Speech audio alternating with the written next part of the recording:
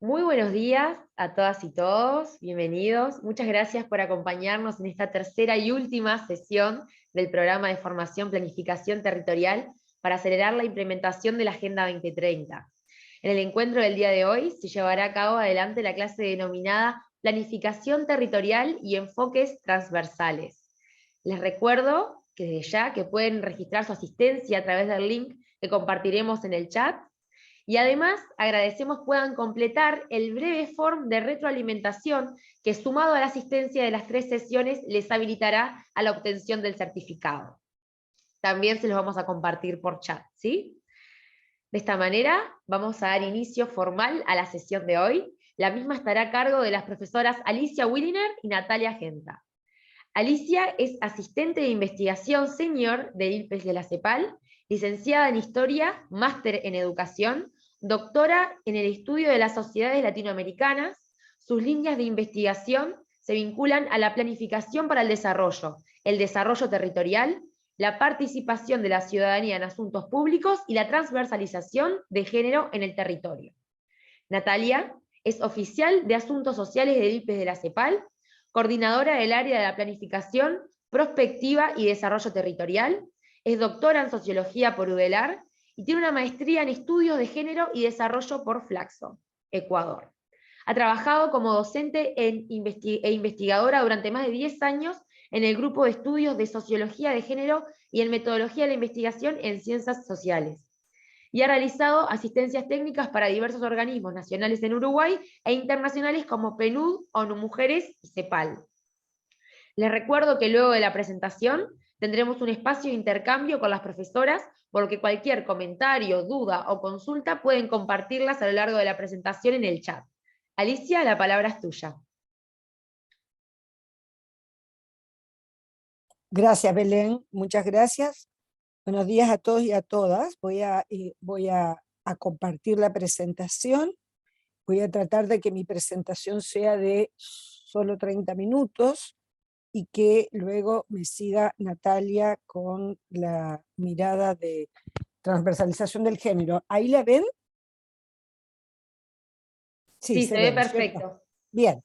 Bueno, yo voy a hacer una presentación. El año pasado tuvimos una capacitación de este tipo con este mismo tema y yo me dediqué ahí a trabajar un poco desde la mirada más, o sea, desde la estrategia más metodológica de cómo planificar un territorio. Y hay un documento que nosotros tenemos publicado en CEPAL que te lo puedo mandar, Belén, para aquellas personas que probablemente el año pasado no participaron y si quieren el documento se los podemos enviar, o sea, es abierto a todo el mundo, ¿no? Y entonces hoy en esta presentación quise más bien darle un enfoque más teórico reflexivo a por qué es importante planificar territorialmente para el desarrollo sostenible.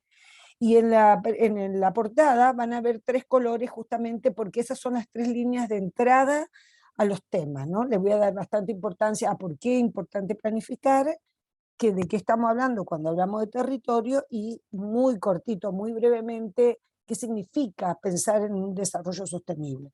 Porque a veces las palabras las nombramos y se vacían de contenido. Entonces, de alguna manera me interesa marcar la posición que el ILPE-CEPAL tiene respecto a eso.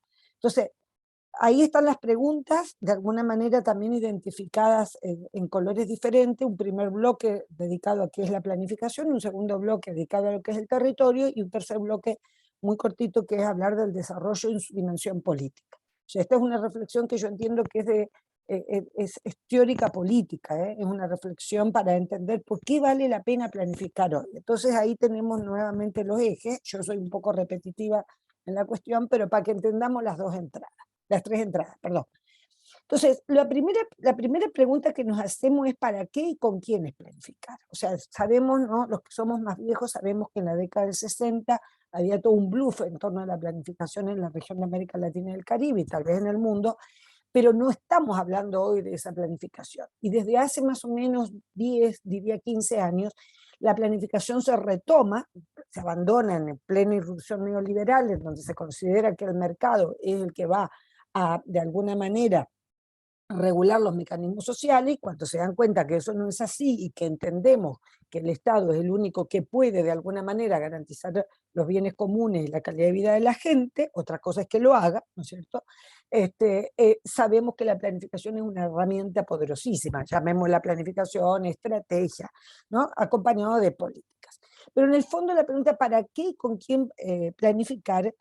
De alguna manera significa pensar que tenemos que planificar para descubrir puntos débiles de la estructura o para cambiar estructura. O sea, para remendar, por decir así, algunas pifias, y perdónenme lo coloquial, que tenemos en el discurrir de la política pública, en el plan de gobierno, o sencillamente acciones para cambiar estructura. Uno ve, ¿no es cierto?, que en el gobierno de Correa, en Ecuador, hace unos años atrás, se hablaba del cambio de la matriz productiva de Ecuador. Hoy tenemos, en su momento, Lula dijo, tengo que sacar de la pobreza 50 millones de brasileros y tengo que hacer cambios estructurales. Otro que hoy está en esa tensión es Gustavo Petro en Colombia, donde dice, nosotros tenemos que generar cambios estructurales. Entonces, la planificación y la política pública sirve o para emparchar, para remendar, o para hacer cambios profundos. ¿Y con quiénes se deben hacer esos cambios? Evidentemente acá tienen que estar sentados en la mesa los políticos, los técnicos, y perdón, ahí el sesgo, ¿no? Ciudadanos, o sea, la ciudadanía, ciudadanos y ciudadanas, o sea, la ciudadanía sentada en la mesa de negociaciones con los políticos, políticas y técnicos y técnicas. Ahora, claro, eso en teoría, ¿no? Sabemos que, como dice el gobierno de Boric acá en Chile, otra cosa es con guitarra. Entonces, dicho esto, uy, no me pasa la presentación. Ahí sí. Otra cosa que quería marcar en esto es que cuando uno planifica, vuelvo a decir, puede ser una planificación a nivel de desarrollo nacional, pero mi reflexión va en torno a la planificación en los territorios donde vivo, donde habito, ¿no? O sea, el municipio, el gobierno departamental, la cuenca hidrográfica. También se puede hablar en esta reflexión de la gran planificación territorial, o lo que hoy, la gran planificación nacional. Hoy se habla mucho más que de planificación del desarrollo nacional, de estrategias de desarrollo regional, ¿no? De desarrollo nacional. Entonces, pero cualquiera sea el nivel que estemos discutiendo, hay un consenso generalizado en la literatura que dice que para planificar se necesita velocidad y dirección. O sea, velocidad porque, y más en el contexto en el que vive América Latina hoy, o sea, no podemos estar pensando que hay que tomarse 3 años para ver cómo mejorar la calidad de la vida de la gente. Pero fundamentalmente, además de la velocidad, el tema de la dirección. ¿Hacia dónde vamos? ¿Con qué modelo de país vamos? Y entonces ahí la tensión en cualquier proceso de planificación es entre la política que ya está construida, ¿no?, o la que quiero construir como nueva, y las coyunturas dinámicas. O sea, cuando yo voy a direccionar la intervención que haga en el territorio, vamos a hablar de un territorio local, de un gobierno local, yo tengo que decir, bueno, me atengo, ¿no es cierto?, a lo que existe y miro esa coyuntura dinámica que me pide que haga cambios, o hago un proceso mucho más profundo de cambios estructurales en donde voy construyendo política, ¿no? Esas son tensiones que se generan de acuerdo a los contextos políticos, sociales y económicos que tengan los territorios. Lo que sí es claro que sin dirección, sin tener un modelo, hay un cúmulo de información y de datos, ¿no? Lo que llamamos típicamente la tecnocracia hecha papel. Si uno mira los planes de desarrollo territorial en los gobiernos subnacionales o locales, por ejemplo, doy un ejemplo que es el país donde vivo, que es Chile. Hace unos años atrás el gobierno central financió a los gobiernos locales para que generen sus planes de desarrollo territorial de municipio. Claro, ¿y qué hacía el municipio? Sin capacidad instalada para pensar su territorio y sin tiempo para hacerlo, contrataba una consultora para hacerlo. Entonces, ¿qué era lo típico? Si ustedes miraban, ¿no es cierto?, un plan de desarrollo territorial de Isla de Maipo, un pueblito acá cerquita de la región metropolitana, era prácticamente igual que el plan territorial de Valdivia en el sur del país. O sea, no había una verdadera dirección. Había un diagnóstico, un listado de problemas y cómo resolver esos problemas, pero lugares comunes. O sea, lo que no había era una dirección hacia qué modelos dentro de las posibilidades de desarrollo, dentro de las posibilidades, uno, ¿no? Dentro del contexto nacional, qué cosa puedo intencionar y qué no en el territorio en el que estoy. Y ahí yo rescato la figura de Carlos Matus, un chileno que fue ministro de Economía, creo, del gobierno de Allende, y luego fue a Venezuela a morir allá, y allí se dedicó a escribir mucho sobre lo que significaba planificar en un gobierno. Entonces, es un clásico que trabajó en la CEPAL también, y por eso yo lo rescato. A mí me parece, incluso estos textos los tenemos digitales, por si los quieren. Este texto, el de Estrategia y Plan que cito ahí, es del año 81. Cuando uno lo lee no sabe si aplaudir o llorar, ¿no? Porque en el fondo, aplaudir en el sentido de los aciertos que da Matus, ¿no? Que supo cómo se hacían las cosas, no solo teorizó. Primero hizo con errores y aciertos y después teorizó sobre lo que había hecho, ¿no? Muy válido, pero digo que uno tiene que llorar porque en el fondo se escribió en el 81 y muy pocas cosas han cambiado en torno a eso. Entonces a veces dan ganas de llorar. Pero él dice ahí, si no hay una política de desarrollo definido, no importa el tamaño del territorio en el que yo esté, no sirve de nada planificar. Es un documento nomás, ¿no? Y lo otro que dice él ya a nivel nacional, que el liderazgo, las lideresas, los líderes deben surgir en las secretarías de planificación para llevar adelante un proceso de desarrollo. O sea, tiene que haber un ente coordinador. Claro, en un gobierno municipal no hay secretaría de planificación, pero puede haber una o dos personas encargadas de conducir y de coordinar la mirada que el territorio o que el municipio quiere, con la ciudadanía, con los técnicos, con los políticos, del territorio que quiere. En el fondo, ¿no es cierto?, lo que se habla cuando hablamos de planificar un territorio es que hay que tener en cuenta tres supuestos básicos. Primero, lograr sentido de equilibrio en lo que propongo. Segundo, la idea de racionalidad, ya voy a explicar cada uno de esos, y discontinuidad histórica, y finalmente incorporar, ¿no es cierto?, elementos cuanti y cualitativos que nos permitan operacionalizar acciones en el territorio. Entonces paso ahí a enumerar cada uno de estos supuestos, ¿no? El equilibrio, o sea, ¿qué hago yo cuando voy a planificar? Lo primero que tengo que entender que el plan que voy a pensar es parte de la norma, pero no es la norma. ¿Qué quiere decir eso? Que el plan es un instrumento que solo va a permitir superar la improvisación, pero no el devenir histórico. Cuando a mí me preguntan, cuando andamos por América Latina, pero ¿para qué sirve planificar si al final la empresa privada? Entonces yo digo, bueno, sí, claro, evidentemente ahí el nivel de complejidad del mundo en el que vivimos es tan grande que hoy no se puede planificar como se planificaba hace 50 años atrás. Hay mucha tensión, hay muchos intereses, hay mucha crisis, ¿no? Pero como todo el mundo lo dice y se cansa de decirlo, de las crisis sale la creatividad.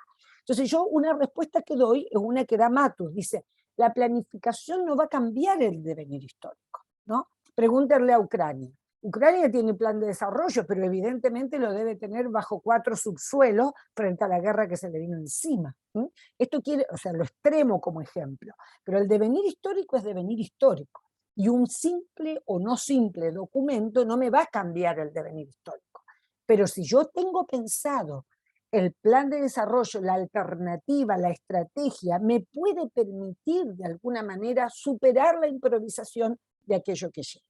Por ejemplo, cuando llega la pandemia, no hubo plan que resistió, pero claramente hubo países que fueron muy rápidos, no solo en comprar vacunas, sino en establecer estrategias de combate a la pandemia que tuvieron o permitieron tener más éxito que otros. Entonces, el plan deberá considerar la realidad como un oponente. O sea, yo no puedo armar un plan que me reproduzca la realidad, ¿no?, que existe, porque ¿para qué planifico? ¿No?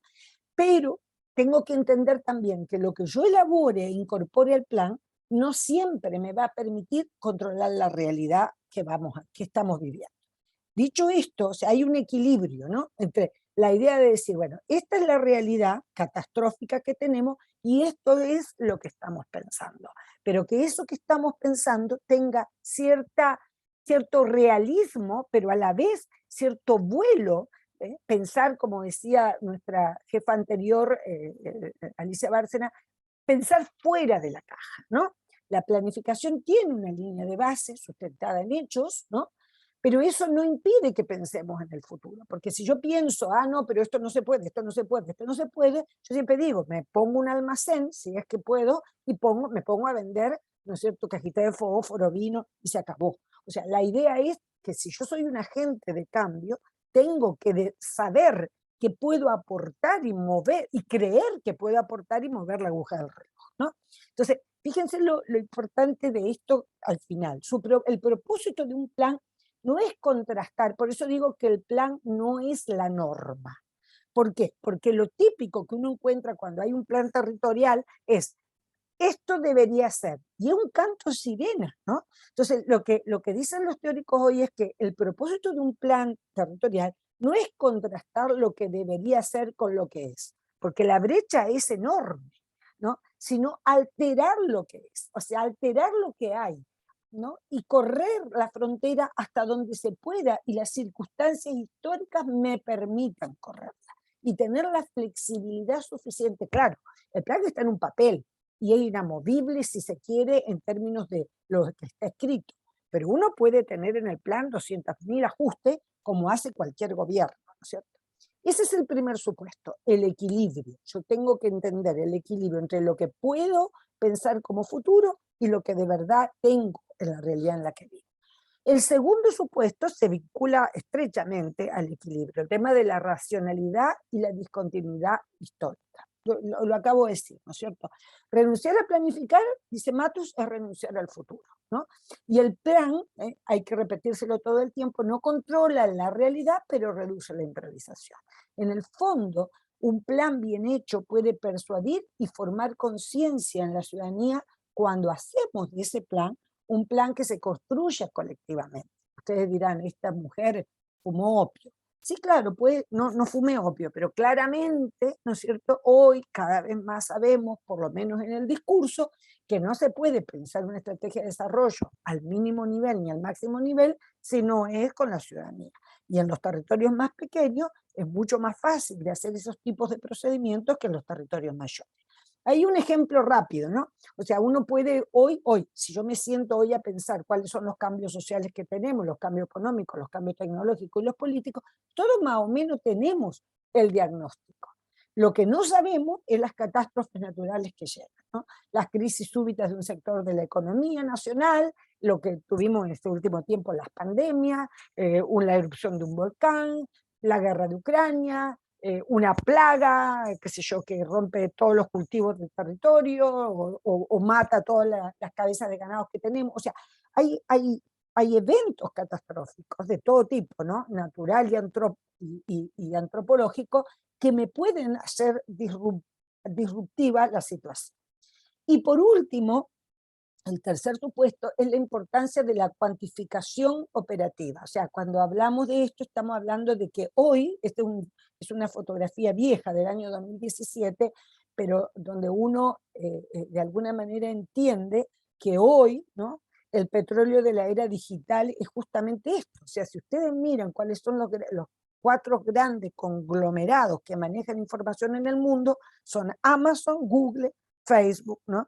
Todos, por supuesto, de propiedad del centro del mundo, pero ahí abajo yo les pongo, es una fotografía del The Economist del 2017, Google sabe lo que la gente busca, Facebook lo que la gente quiere comprar o compartir, y Amazon, mejor dicho, Facebook lo que la gente quiere compartir y Amazon lo que compra. O sea, en el fondo la información es vital. Y por lo tanto, claro, yo entiendo que ustedes dirán, sí, pero a nivel desagregado no hay información territorial. También es cierto, hay pocos países de América Latina que tienen a nivel territorial gran cantidad de información. Pero los seres humanos en América Latina nos caracterizamos por eso, somos extremistas. O no tenemos información o cuando la queremos recabar, queremos tener el detalle profundo de todo.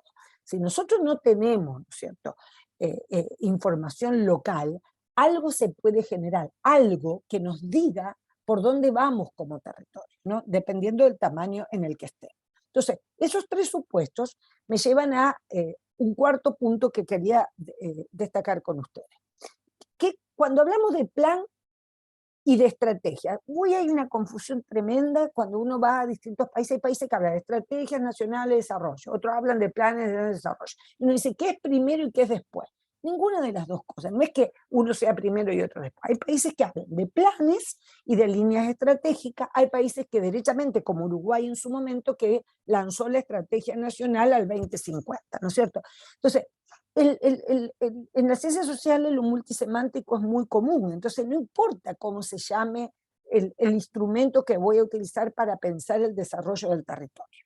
Lo importante es entender que cuando digo voy a pensar estratégicamente, tengo que pensar qué entiendo por estratégicamente. Y la estrategia es, como dice Corallo, formas de acción organizada en situaciones conflictivas. O sea, yo cuando tengo que pensar estratégicamente, debería pensar siempre estratégicamente, pero es cuando más problemas tenemos, cuando tenemos menos recursos y más necesidades, ¿no? Voy siguiendo. Entonces, fíjense que este concepto a mí me dejó clarito. Es, nuestra región está poblada de planes normativos, no así de planes estratégicos, a todo nivel, territorial y nacional. ¿Qué quiere decir eso? Que cuando uno encuentra en los países, nosotros tenemos un observatorio regional de planificación que coordino yo, dentro del ILPES, donde uno va analizando mensualmente los planes nacionales que se están produciendo. Cambia un gobierno, cambia el plan, ¿no? El plan de gobierno o generan un plan de gobierno nacional o plan de desarrollo nuevo. Y lo más común es encontrar que los planes son normativos, o sea, lo que debería ser, ¿no? Pero lo óptimo sería encontrar un plan estratégico más que normativo. ¿Y cuál es la diferencia? Y ahí yo se las pongo. La norma es una categoría de lo necesario, o sea, tenemos que hacer tal cosa porque necesitamos que haya menos hambre en el territorio, que haya más empleo en el territorio, que haya menos violencia con las mujeres en el territorio, que haya menos niños pidiendo en la calle. Perfecto. Pero planificar estratégicamente es pensar, y ahí lo digo, la estrategia es una categoría, pero de lo posible en función de lo necesario. O sea, tengo que pensar en las posibilidades, tratando de ser bastante maximalista y no minimalista en las estrategias que piense, pero también con esta cuota de realismo que deberíamos tener. Esto no lo voy a desarrollar, solo darles ejemplos de lo que es pensar una estrategia. Cuando uno va a pensar estrategia, siempre se confunden con acciones. No, la estrategia, pensar estratégicamente, no solo es pensar en la categoría de lo necesario o de lo posible en función de lo necesario, sino también decir, bueno, ¿qué mundo, qué visión de mundo para este pequeño territorio que habito y que gobierno quiero tener en ese territorio? Entonces, por ejemplo, solo darle un ejemplo. Cuando yo hablo de estrategias, ¿no es cierto?, territoriales, económicas, entonces digo, ¿qué voy a pensar? ¿En ventajas comparativas dentro del territorio o en ventajas competitivas dentro del territorio? ¿O vamos a ser digamos, vamos a acercarnos más a la realidad? Por ejemplo, si yo voy a pensar en una estrategia de desarrollo de los recursos naturales, yo tengo un mineral metido en el territorio. Estratégicamente tengo que pensar, ¿voy por qué lado? Voy por el lado de explotar los recursos porque necesito los fondos para que de alguna manera ese retorno, ese royalty llegue y yo invierta en tal y cual cosa en las necesidades sociales y económicas del territorio, o voy a pensar y apostar al desarrollo sostenible, o sea, a preservar parte de los minerales o a abrir la mina pero con ciertos recaudos. Eso es pensar estratégicamente. ¿Qué puedo hacer en función de lo que tengo? ¿No es cierto? Ahí hay otras estrategias como ejemplo, y un caso rápido, muy rápido, que marco, por ejemplo, Bolivia. Cuando uno mira el documento del Plan Nacional de Bolivia, ¿no?, para mí, a mi juicio, en términos teóricos, no digo implementación, ese es otro cuento, a nivel teórico, a nivel de concepto de lo que es una estrategia, los bolivianos entre el 2016 y el 2020, en su plan de desarrollo, establecieron muy bien cuáles eran las estrategias que ellos querían. Ellos tenían 4 estrategias, lo que ellos llamaron la Bolivia soberana, la Bolivia democrática, la Bolivia productiva y la Bolivia digna.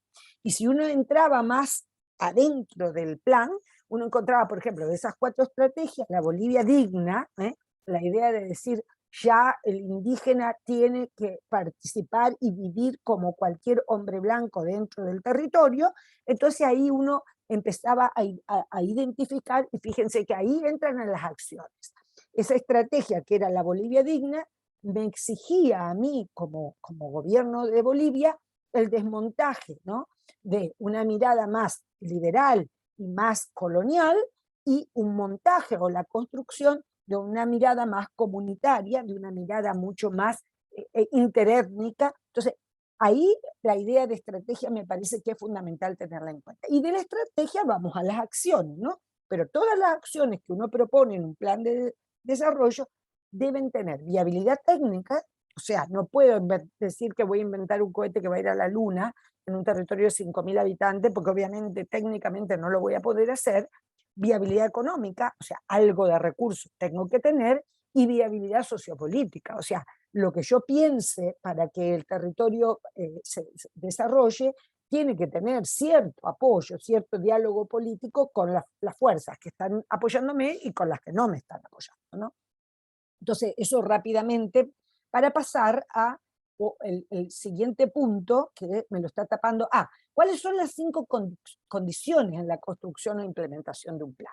El ILPES desde el 2015, que creo que está con esta papardela, como decimos nosotros en Argentina, que dice, para pensar un plan y una política pública, que la política pública mueve el plan o la estrategia, o sea, es la que hace, la que operacionaliza, tenemos que tener en cuenta que no se puede construir ninguna estrategia territorial si no tenemos un esquema multiactor, lo que les decía recién, la participación de la ciudadanía, una conexión multiescalar, o sea, yo no puedo estar, ¿no es cierto?, sembrando semillas en el medio del llano sin estar conectada, en el caso de Uruguay, con el departamento, si estoy en lo local, en el municipio, con el departamento y con el nivel nacional, y con toda la complejidad que eso supone, sobre todo en países federales, en donde evidentemente los gobiernos intermedios son gobiernos elegidos por el pueblo, ¿no es cierto?, y los gobiernos locales también, y entonces, y a veces hay gobiernos unitarios que pasa lo mismo, y en donde los colores políticos no son lo mismo, pero alguna cosa habrá que hacer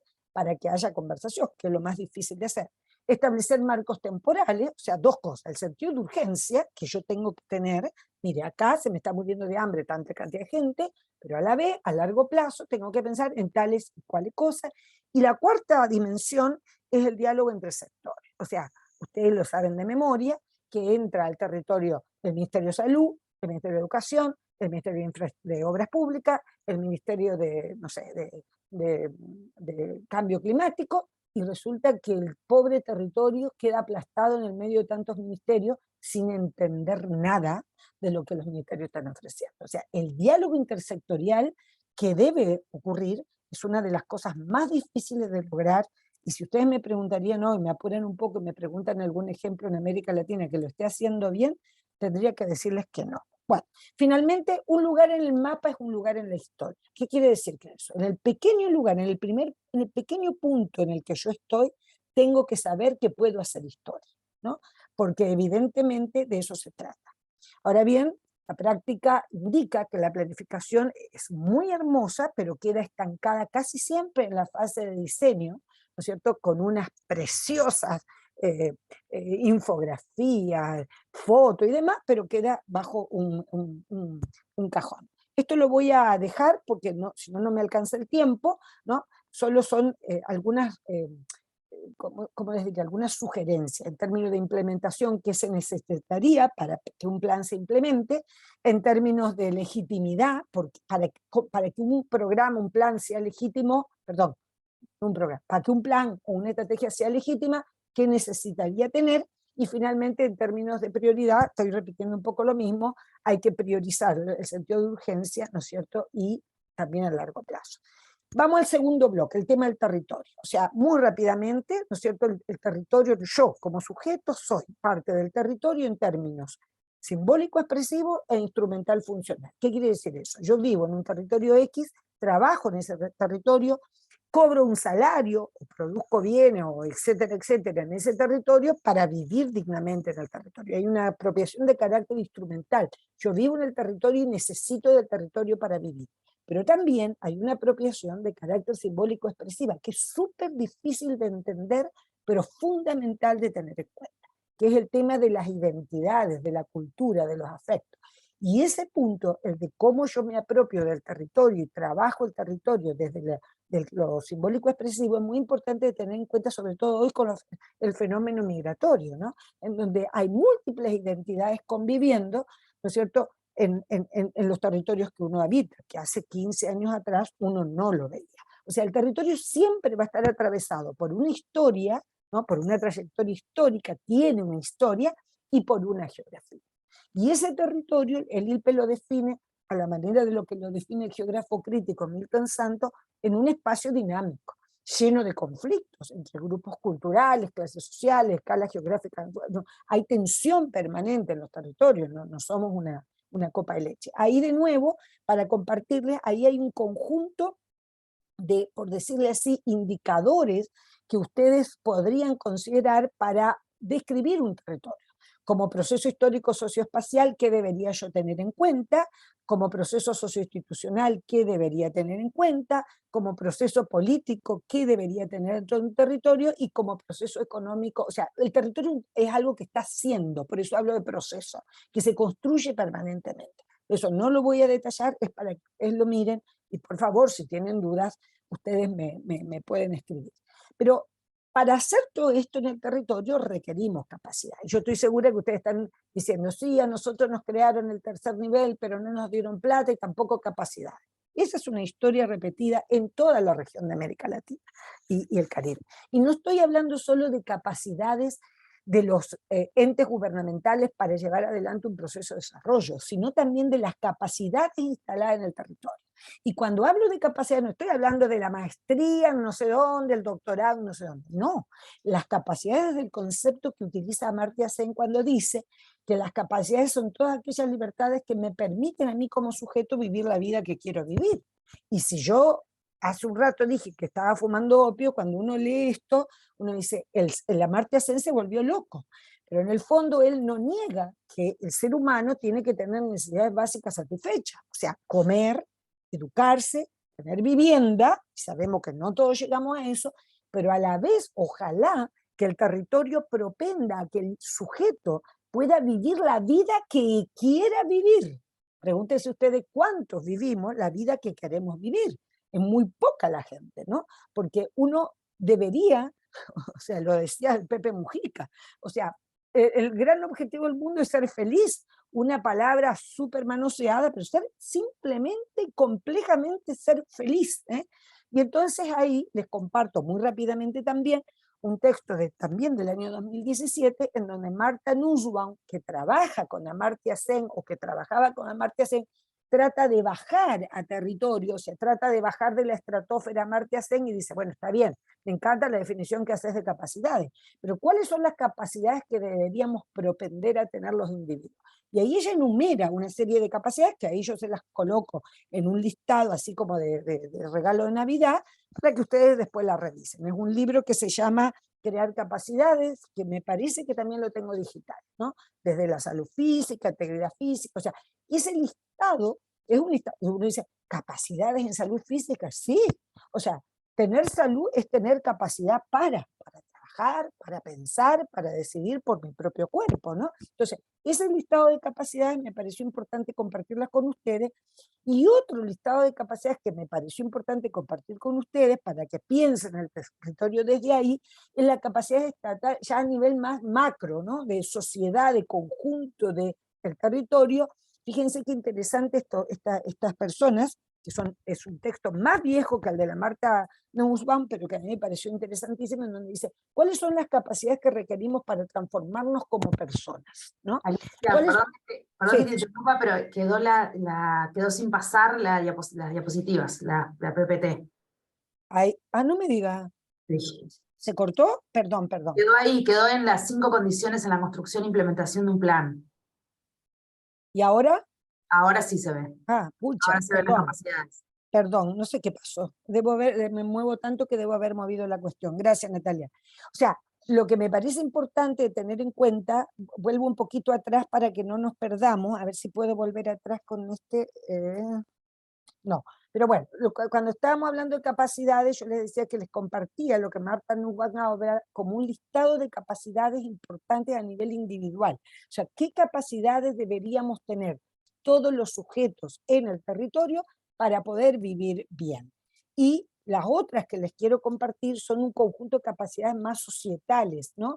Más que de individuo, capacidades, y fíjense, estos autores hablan en el año 96 de un conjunto de capacidades para la transformación personal, de capacidades para la transformación de relaciones interpersonales y capacidades que contribuyen a la transformación social, una sumatoria, ¿no?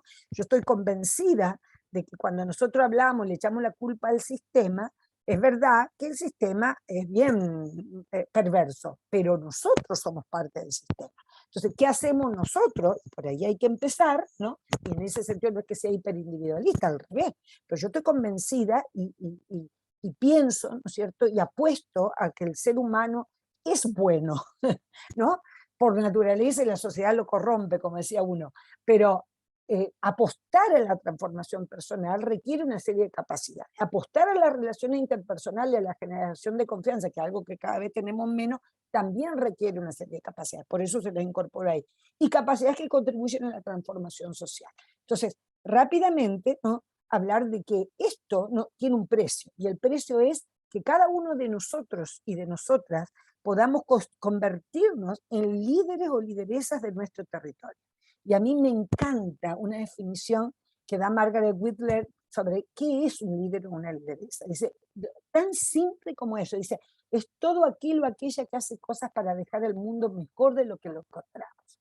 Imagínense que pensemos y vayamos por el mundo pensando esto, yo creo que algo se puede cambiar, ¿no? Entonces, ahí para ir cerrando y que no me corran, las prácticas, solo para que lo tengan por si quieren profundizarlo, cuáles serían las prácticas que debería tener un líder o una lideresa, ¿no? Y dónde centrar esas prácticas, dónde poner el ojo, ¿no? Como actor o actriz de cambio, ¿no? Como factor de cambio en el territorio. ¿Cuáles son los ejes fundamentales que debería tener un líder o una lideresa? Vuelvo a como me inicié, el plan, o sea, una dirección. O sea, es imprescindible saber para qué y a favor de qué se trabaja. Lo decía Paulo Freire, a favor de qué y en contra de qué. Y no tener miedo a eso. O sea, la lucha es dura y mucha, como digo yo. Y entonces yo tengo que ser flexible, pero tengo que tener una dirección, un conjunto de principios, pero además un compromiso para trabajar por esos principios y a la vez, ¿no es cierto?, esa flexibilidad, esa adaptación que requiere el mundo para cambiar de alguna manera, sin renunciar a los principios, a aquellas estrategias que estaba pensando. Ahí les comparto unas prácticas para crear comunidad de un autor gringo, de dos autores gringos, y antes de cerrar para el concepto de desarrollo sostenible, ya voy al tercer eje, quiero compartir con ustedes una cosa que para los jóvenes es fundamental, ¿no? Yo creo. A los que nos criamos en dictadura nos hicieron creer, aunque no les resultó mucho, que lo político era mala palabra, ¿no? Y el comportamiento de los partidos políticos también nos hacen entender que la verdad que dejan mucho que desear frente a la ciudadanía y que la brecha es muy grande. Sin embargo, quiero rescatar que cualquiera de las cosas que hagamos en cualquiera de los planes, ya sea local, subnacional, local o nacional, está transversalizado por lo político. O sea, vivir es político, ¿no? ¿Por qué es así? Porque, como dice Lessner, ¿no?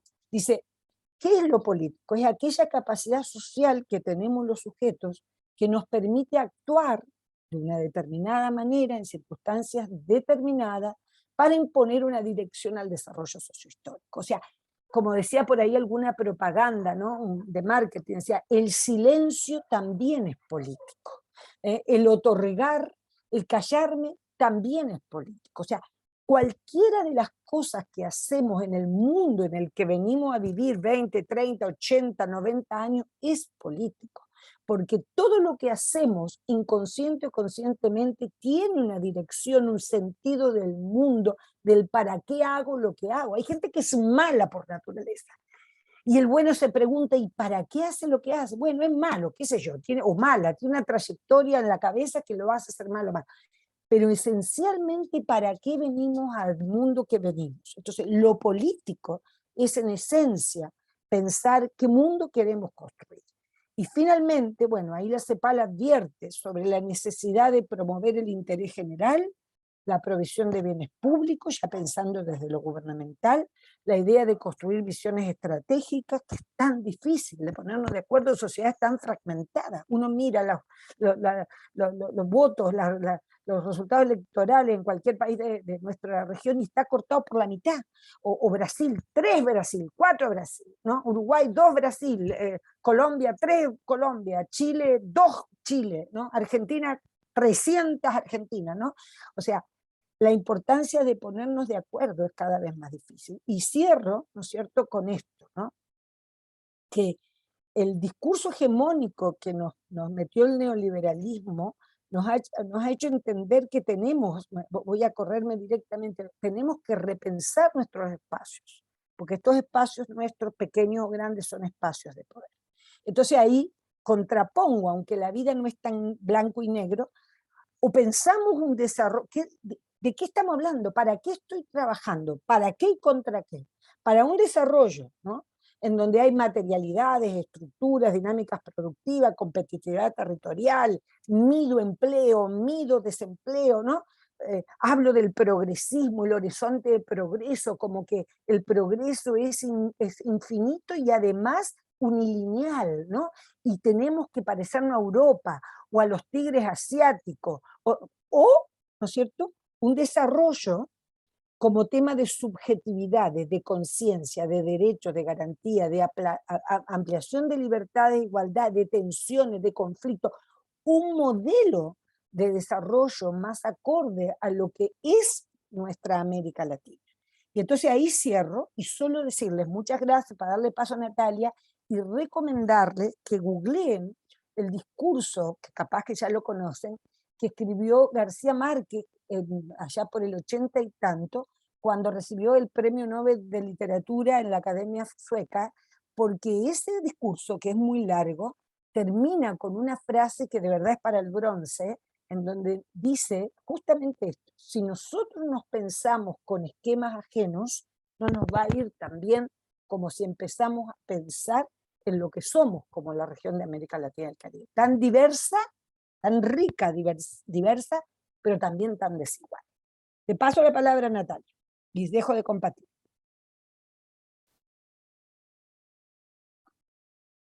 Muchas gracias, Alicia.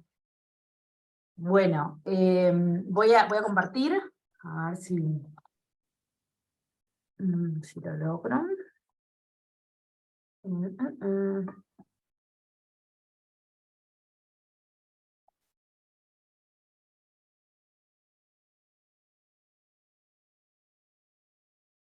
Algo estoy haciendo mal.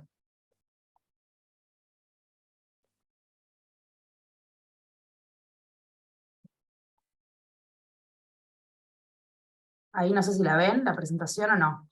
Sí, Sí. Natalia. Bien. Bueno, la idea de esta presentación es un poco complementar la presentación de Alicia, que era lo más, que era, digamos, el contenido más importante de la sesión de hoy. Pero simplemente para complementar algunas de las cuestiones que mencionó Alicia, y más vinculadas en este caso al enfoque de género en la planificación territorial. La idea de esta presentación es, primero, trabajar básicamente en qué es el género, muy rápidamente. Algunos ya lo conocen, ya me imagino que ya han trabajado el tema. Vincularlo con el territorio, y luego vincularlo con la planificación, o más bien con la gestión pública en todas las etapas, con todo el ciclo de la gestión pública. Eso es un poco sucintamente lo que vamos a hacer en estos 10-15 minutos que nos dé el tiempo para cerrar y poder interactuar con ustedes. Entonces, para repasar y para ponernos un poco de acuerdo, la noción de género refiere a un conjunto de ideas, representaciones, prácticas y mandatos que una cultura desarrolla a partir de las diferencias anatómicas percibidas entre los sexos, definiendo lo que es propio de los varones y lo que es propio de las mujeres. Esta definición, que es de Marta Lamas, que ya tiene algunos años, me parece que, digamos, que identifica de alguna forma un conjunto de dimensiones que están incluidas en la noción de género y que diferencian lo que quiso hacer la construcción de la definición de género desde que fue creada, que es diferenciar, digamos, lo que es propio de la biología, o por lo menos de lo que nosotros percibimos de la biología, con lo que es una construcción sociocultural que se hace sobre esas diferencias anatómicas que se perciben entre varones y mujeres. Entonces, esa construcción sociocultural, que es un conjunto de ideas, de representaciones, de prácticas y de mandatos que de alguna forma nos sancionan o nos felicitan, digamos, o nos reconocen, de acuerdo a lo esperado para varones y mujeres. Entonces, a mí acá me gusta una definición que plantea Bárbara Risman, que es... Natalia, perdón, está trancada la presentación, te quería avisar. A ver, ahí cómo hago.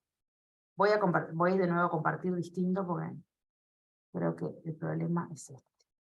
A ver ahora. ¿Se ve? Ahora sí.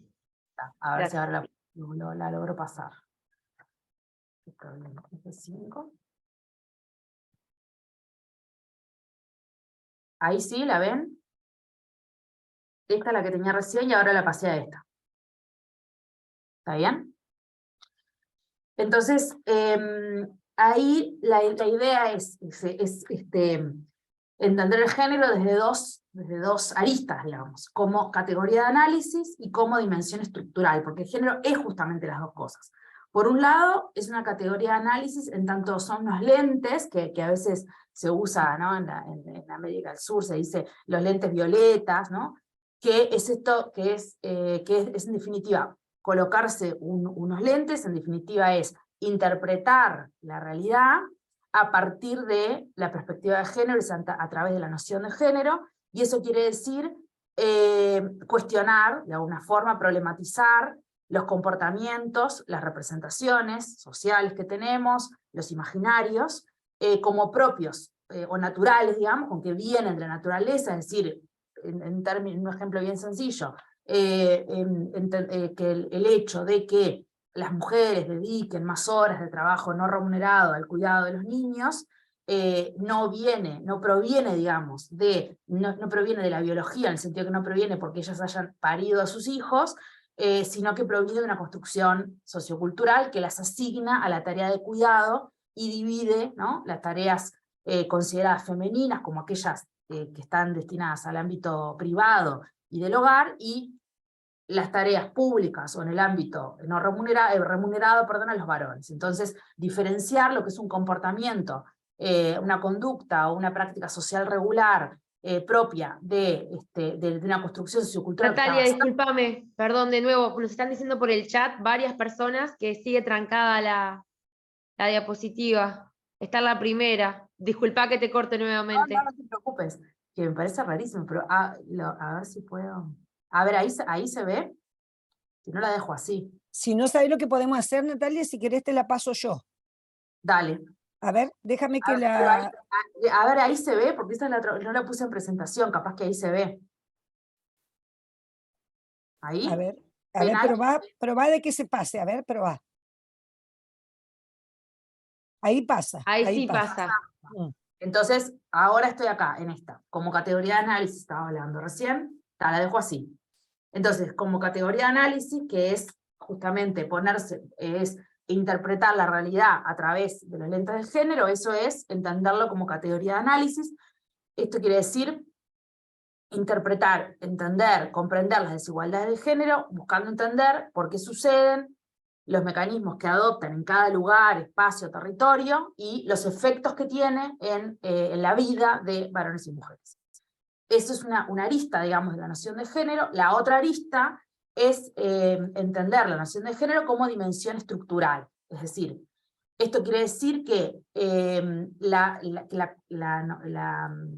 digamos, ser varón o mujer en cualquier sociedad genera diferentes oportunidades y condiciones para varones y mujeres.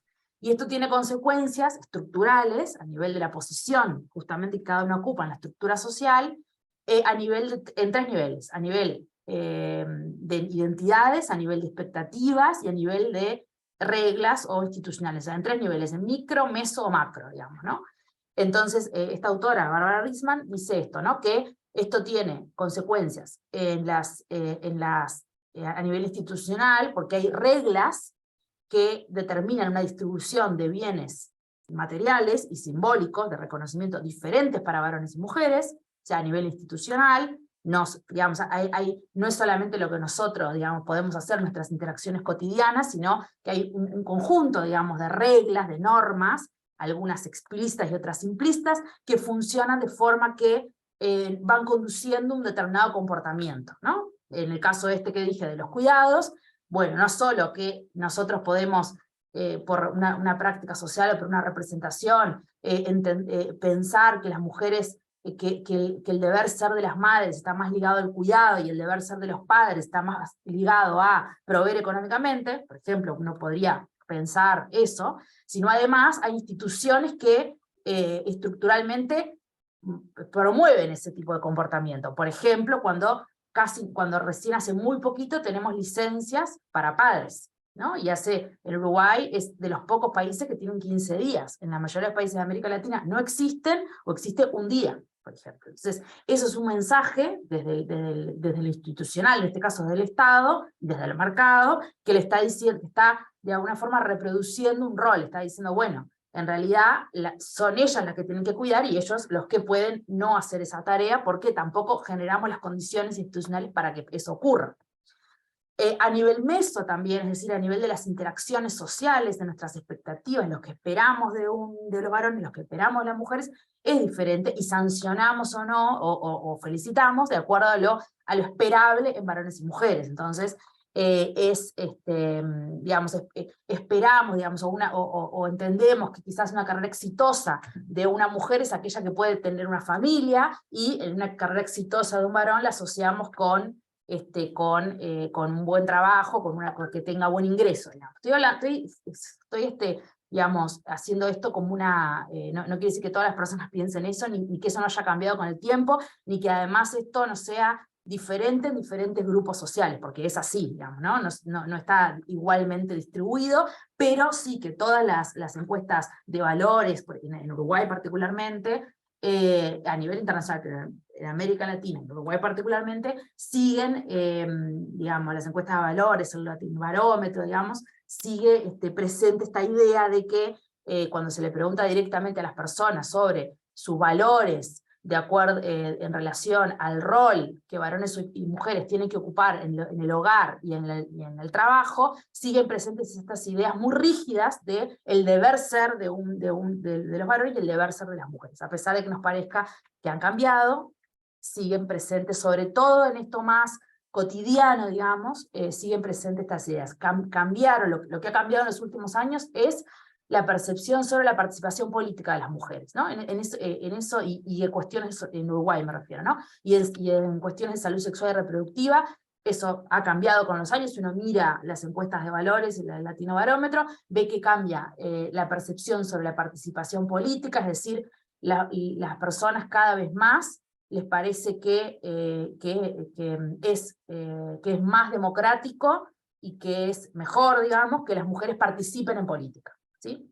Y además también se han reducido los porcentajes de quienes, digamos, hay mayor libertad en cuanto a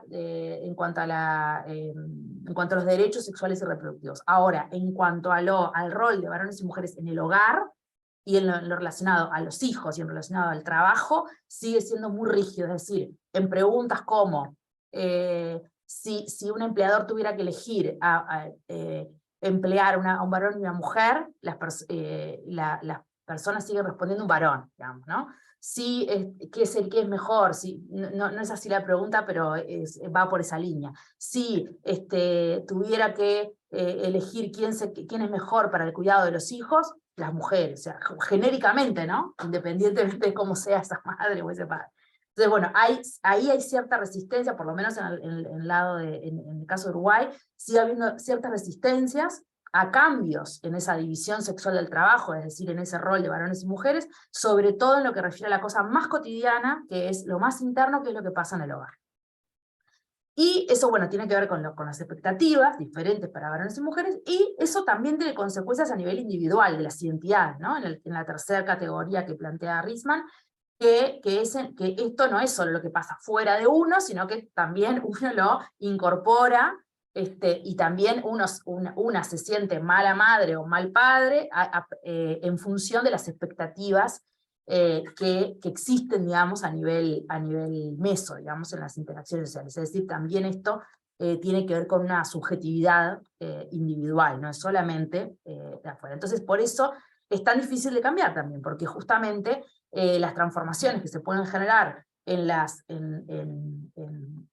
digamos, en las desigualdades de género, tiene que ver con modificar en estos tres niveles, ¿no? No es solamente modificar lo institucional, es modificar las expectativas en ese nivel meso, y es modificar también, y lo más difícil, a nivel de la individualidad.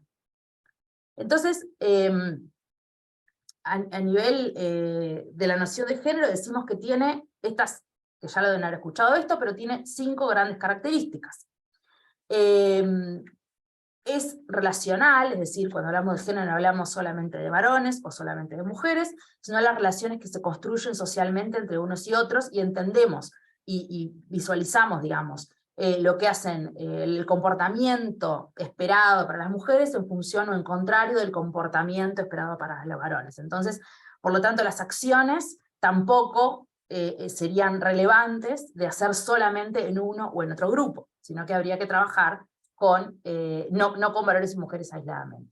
Es institucionalmente estructurado, por esto que les planteaba, no existe todo un conjunto, digamos, de instituciones que pueden explícita o implícitamente mandatar a cumplir los roles esperados, o también buscar transformarlos, digamos, ¿no? También existen leyes, y todos estos años en Uruguay por lo menos ha habido un conjunto de leyes que muestran no solo las leyes de igualdad de género, que son las que generalmente llevan adelante los institutos rectores, como las mujeres, sino además otro conjunto de leyes que buscan modificar, transformar esos roles esperados. Entonces pueden funcionar de las dos vías, digamos.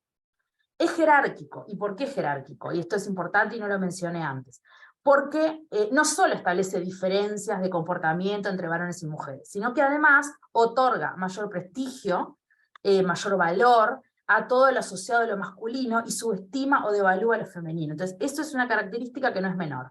Hay una publicidad de Nike, creo que es, que hay una niña que va corriendo, y entonces dice, bueno, me dicen que corro como una niña, ¿no? Y entonces ella, ¿cuál es el problema de correr como una niña? O sea, pero eso, esa frase, ¿no? En Uruguay sobre todo se usa para decir, correr como una nena es correr mal, es correr poco, es correr despacio, ¿no? Y lo que hace esa publicidad es como diciendo, la niña lo que dice es, bueno, yo no veo qué tiene de malo correr como una niña, corro como una niña, y eso hay que reconocerlo así, y sí plantea una diferencia de cómo corren los varones biológicamente, pero eso no quiere decir que sea algo negativo o de valor, importancia o prestigio social. Eso es una publicidad, pero lo puedo traer también a lo que efectivamente varones y mujeres hacen en la vida social, y cuando habitualmente vemos los datos sobre empleo, nos van a decir siempre el desempleo es más alto en las mujeres y el empleo es más alto en los varones. Y uno puede quedar con la idea, o sea, el empleo, las personas que la tasa de actividad es más alto, en Uruguay es un 20% más, o sea, más o menos hay un 55% de empleo, de tasa de actividad en las mujeres, y un 74-75% en el caso de los varones. Hay un 20% de mujeres que aparentemente no, la tasa de actividad que muestra las personas que trabajan o que buscan trabajar, ¿no? Y hay un 20% de diferencia, y uno podría, mirando solo ese dato, decir, bueno, ¿será que las mujeres son más vagas, no quieren trabajar?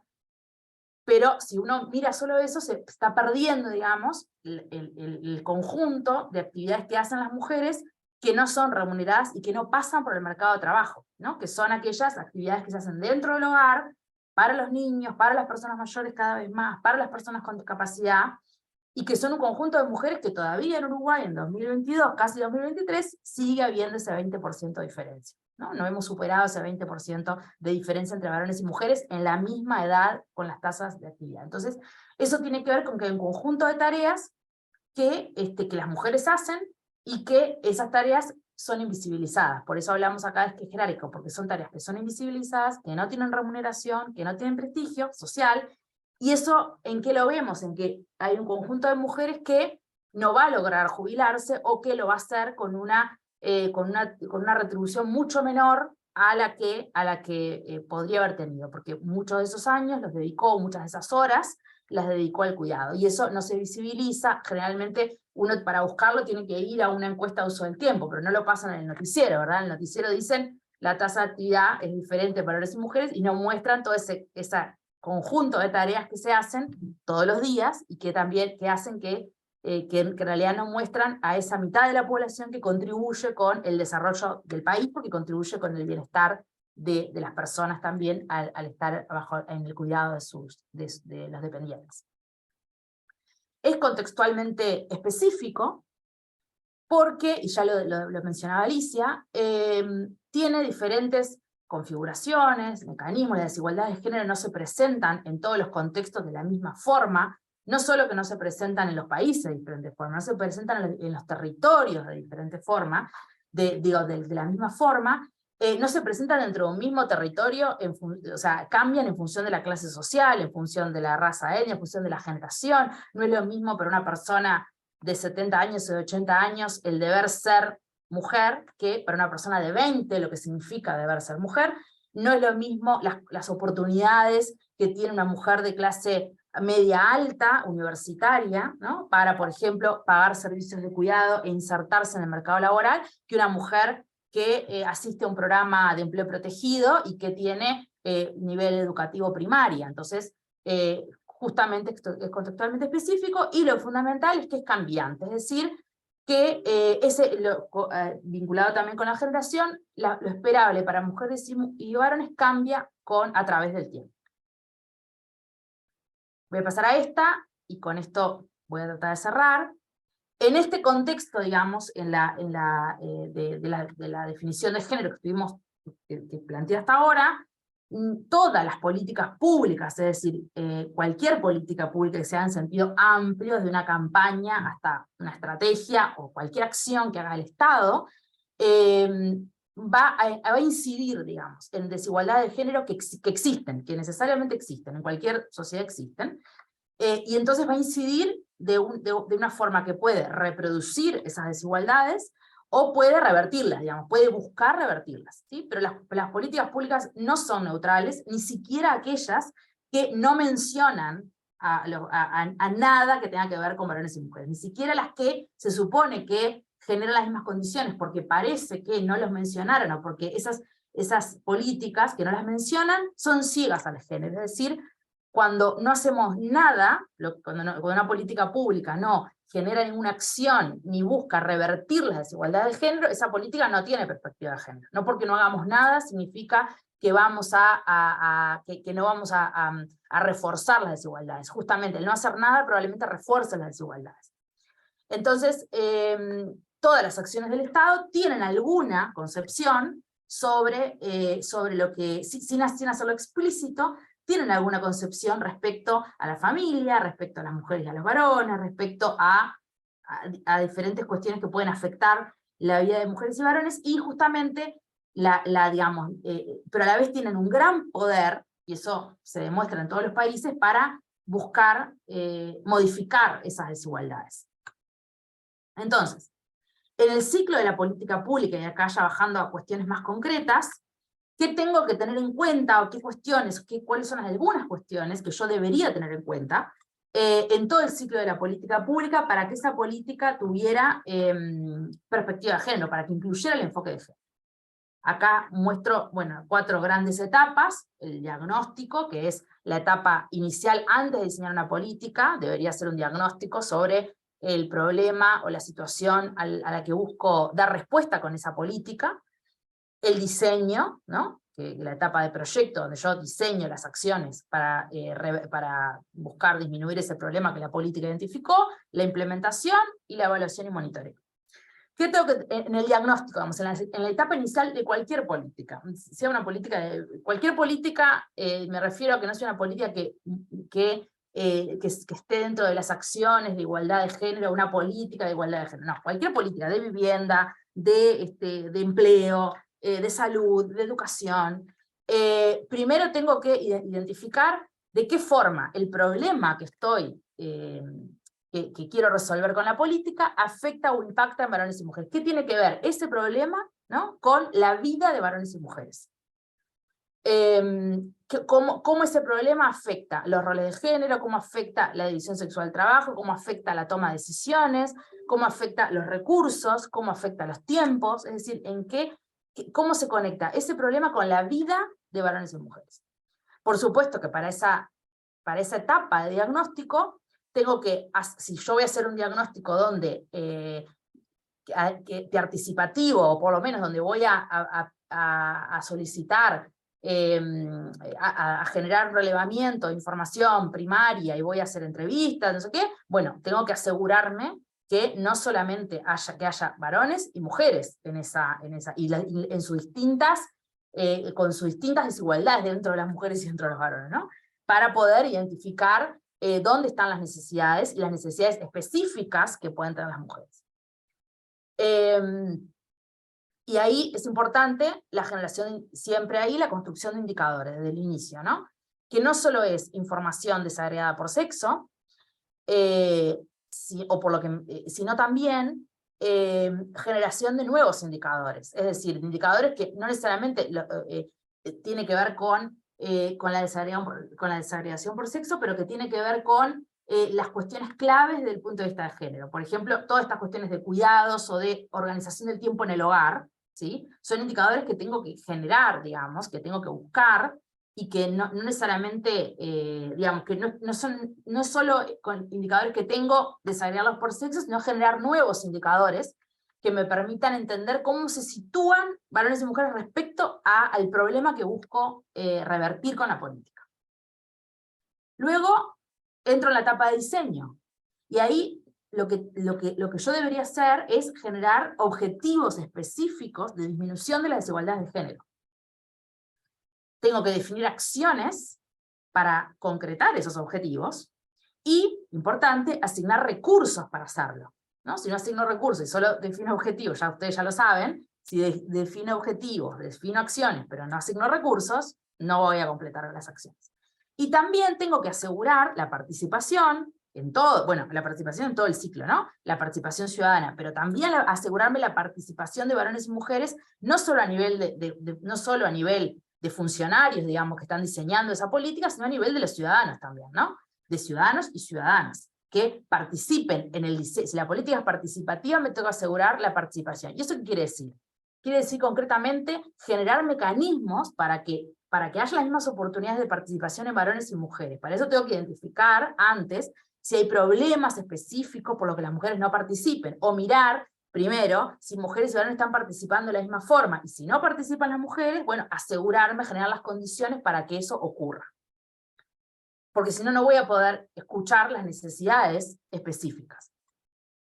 Luego entramos en la etapa de implementación de la política, y eso no es una etapa menor, porque muchas veces las políticas que tienen objetivos específicos de género se plantean acciones, pero luego en la práctica, en la implementación concreta, esos objetivos no se priorizan, se ven desdibujados, y no se cumplen, digamos, en definitiva. Son los objetivos que más puede pasar otra cosa, que es que en la implementación me doy cuenta de que la acción que planteé en realidad no está cumpliendo con el objetivo. Entonces, por ejemplo, en el caso de Uruguay, las licencias parentales que se hicieron, capaz que las conocen, en el 2013 se hicieron las licencias parentales, es decir, licencias que pudieran usar, fue el primer país que lo hizo, después de Chile, que lo hizo en el mismo momento, o en años muy similares, pero como existe la ley uruguaya, no hay otro país, que es que los padres de ese niño pueden elegir, luego de que termine la licencia maternal, pueden elegir el medio horario, hasta los 6 meses del niño, pueden elegirlo entre ellos, ¿sí? En el caso de Chile, la tiene la madre y se la puede transferir al padre, es distinto. En el caso de Uruguay, que es el otro país que la tiene, madre o padre eligen entre ellos, es definición de ellos, quién se toma el medio horario, y pueden hacerlo además, serían 3 meses en total, puede elegir 1 mes y medio la madre, 1 mes y medio el padre, hay una elección. Entonces ahí había un objetivo de política, claro, de disminuir la desigualdad de género, porque el objetivo era que hubiera mayor corresponsabilidad en el cuidado entre varones y mujeres, que el objetivo era disminuir el trabajo no remunerado en las mujeres. Había objetivos claros desde el punto de vista de género. Había acciones concretas, que era generar una licencia con paga por el Estado, porque se lo pagó el Banco de Previsión Social, porque no lo tenían que pagar las empresas, pues por lo tanto, en la acción concreta, esto estaba bien pensado, digamos, pero en la implementación hubo muchos problemas para que esto se implementara. Y eso no fue monitoreado, digamos, no fue visto, digamos, en el proceso de implementación. ¿Por qué? Porque ahí había problemas en la implementación porque esto solo funcionaba para los empleados privados. Entonces, ¿qué pasaba cuando él era privado y ella era pública? Y ella tenía y los empleados públicos, ahora no sé si cambió, pero en ese momento solo las mujeres, hasta el año de medio horario por lactancia. Entonces, ¿qué pasaba cuando él era privado? Había varios problemas en otro proceso que ocurrió en la implementación, es que las empresas no estaban informadas y no informaban tampoco a los funcionarios, ¿no? Entonces, en ese caso, ay, perdón, ahí me pasé. Entonces, en ese caso hubo varios, digamos, dificultades en la implementación que no fueron tenidas en cuenta en la práctica y que obstaculizaron el proceso, digamos. Así como también otro hecho no menor, que es que, por otro lado, el Ministerio de Salud Pública y todas las campañas, digamos, plantean la lactancia extendida y sola, digamos, hasta los 6 meses de la vida del bebé. Y esta acción, en la implementación, está hasta los 6 meses de la vida del bebé. Por lo tanto, es muy difícil, y esa es una de las razones fundamentales cuando se hizo una encuesta de por qué no se usaba, es muy difícil que las mujeres opten por que se queden ellos 4 horas, cuando en realidad ellas les están dando de mamar hasta los 6 meses, y eso es lo que además todas las políticas públicas de salud desde las cuales se está promoviendo. Entonces, ¿no? Todos esos obstáculos en la implementación no se tuvieron en cuenta, por lo tanto el objetivo no se cumplió. Y de hecho, en Uruguay, solo el 1% o el 2% de quienes tienen la licencia parental son varones, y la mayoría siguen siendo mujeres. Entonces, no se cumple el objetivo buscado por la política. Se diseñó bien, pero después surgieron varias cuestiones en la implementación que no, hubo problemas de diseño, diría yo, y también de implementación. Bueno, entonces también importante la implementación, asegurar que los objetivos no se ven obstaculizados por los procesos de implementación, asegurar la participación de varones y mujeres en la ejecución del proyecto, asegurar, ahí no veo, no sé qué puse ahí, asegurar, me voy a correr porque no me acuerdo qué puse. Creo que ahí, que sea utilizado el presupuesto en dichos objetivos, y listo. Y luego, en la etapa de evaluación y monitoreo, bueno, es justamente el enfoque de género es uno de los que menos se monitorea y se evalúa, primero porque no se hacen acá, no se generan en general indicadores de género, es decir, las políticas en general casi que ponen la cuestión de género como un enunciado de principios, pero después ni se diseñan objetivos, ni se generan acciones, y menos aún indicadores que después puedan medirse. O sea, si yo acá pongo un objetivo que sea disminuir las desigualdades, se supone que en la evaluación tengo que mirar si esas desigualdades se redujeron, y si no, tengo que modificar la política. Bueno, eso sirve para cualquier política, en general es una práctica no habitual en América Latina, menos aún en términos de la perspectiva de género. Generalmente las políticas en los últimos años incluyen la perspectiva, la perspectiva de género como un gran objetivo, pero después no se mide si realmente esa política contribuyó o impactó, tuvo como resultado una disminución de la desigualdad de género. Y yo debería, en la evaluación y monitoreo, monitorear que el cumplimiento de los objetivos se haya cumplido y evaluar en qué medida y cómo la política contribuyó con la disminución de la desigualdad de género. Finalmente, con esto cierro.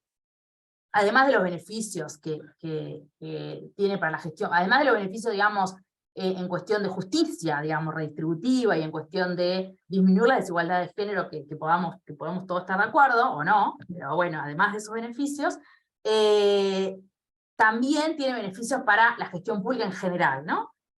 Aumenta la transparencia de la acción pública, muestra indicadores sobre en qué y en quiénes se utilizan los fondos públicos, o sea, en qué personas, en qué grupos, y se muestra varones y mujeres en dicha información. Esto digamos, hacer que una política o que la gestión pública se incorpore esta perspectiva hace que se aumente la transparencia.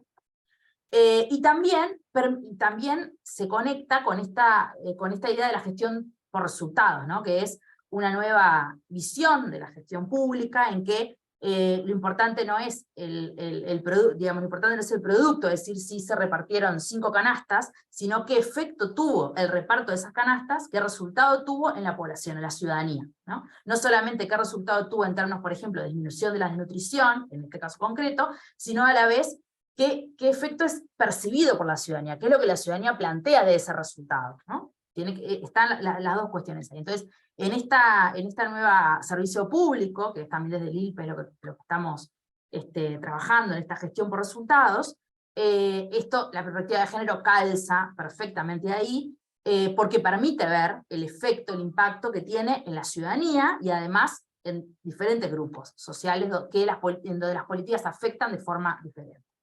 Y por supuesto también permite distribuir las oportunidades de desarrollo en forma equitativa.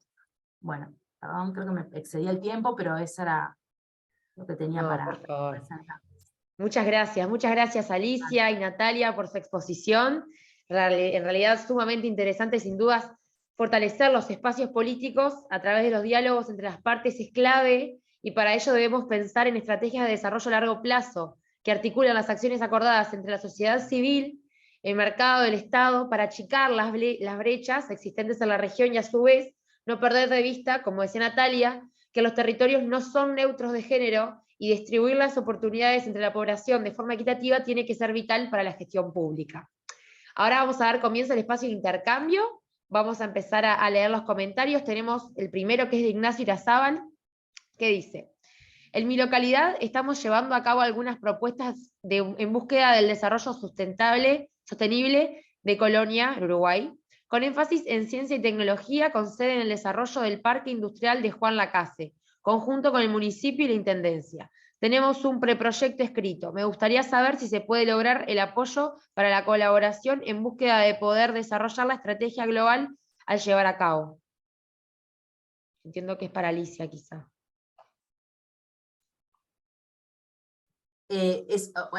Apoyo en el sentido hacia el ILPE o hacia CEPAL, me imagino que está preguntando. Entiendo que sí. Bueno, Natalia puede, o sea, podemos contestar las dos, pero Natalia es mi jefa, así que...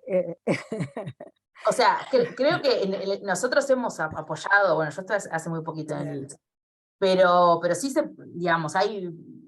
Digamos, la colaboración siempre es algo que digamos, sobre todo a nivel local, siempre es algo importante, entendiendo también que igual el ILPES es una comisión regional, entonces hay ciertos, hay el sistema de Naciones Unidas en cada país también, y de hecho CEPAL tiene una oficina en Montevideo.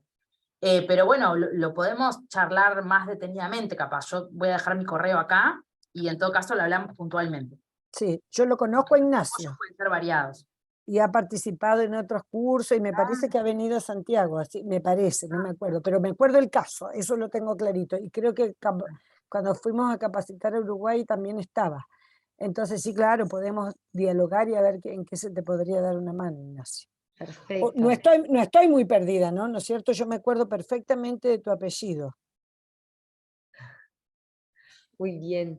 Tenemos otro comentario de Facundo Ordey que dice: ¿no se llegaría a una decisión más justa desde el análisis de la ética en su sentido más amplio de una determinada cuestión por sobre el factor de género en sí mismo? Gracias. No entiendo mucho la pregunta. A ver, Facundo, si quieres desarrollarla mejor.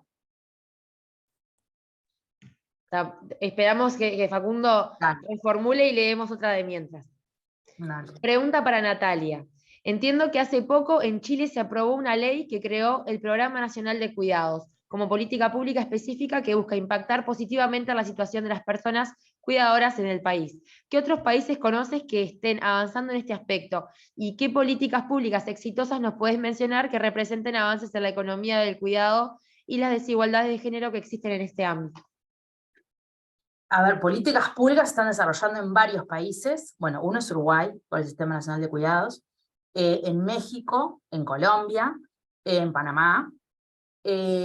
Lo que ha pasado en los últimos años es que se están comenzando a desarrollar como más bien políticas en territorios específicos. Entonces,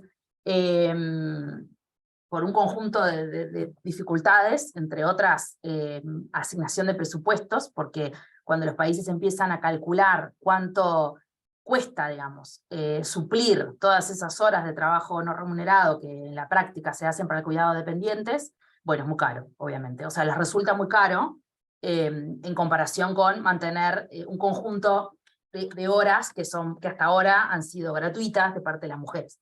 Entonces, creo que eso ha generado, entre otras cosas, que se empiecen a hacer políticas a nivel de territorios específicos, y eso ha dado sus frutos. Quizás una como que pueden mirar y que está bastante sistematizada, en Argentina también, perdón. En Argentina también ahora se está trabajando en una ley sobre cuidados.